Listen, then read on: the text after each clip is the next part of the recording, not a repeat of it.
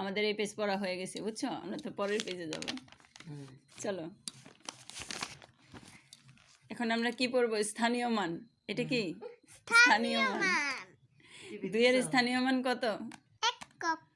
2 একক। 4 এর স্থানীয় মান কত? এই তো এখানে পড়ো। হ্যাঁ, 4 এর স্থানীয় মান কত? দশক।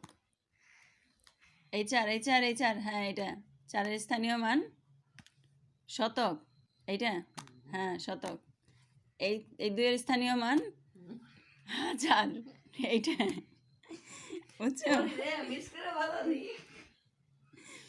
বুঝছো? এবার আবার পড়ো। 2 এর স্থানীয় মান একক। হ্যাঁ, 4 এর স্থানীয় মান কত? এই তো বলো। দশক। বলো বলো বলো। দশক। হ্যাঁ, এই তো পাইরা গেছে। কত লক্ষ্মী তো আমাদের।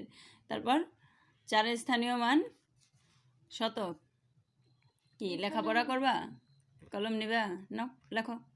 এইখানে মনে 8 হবে, দেখি তো। লেখা শিখে নাই। নাও কলম নাও। লেখা শিখে নাই। 4 হাতে।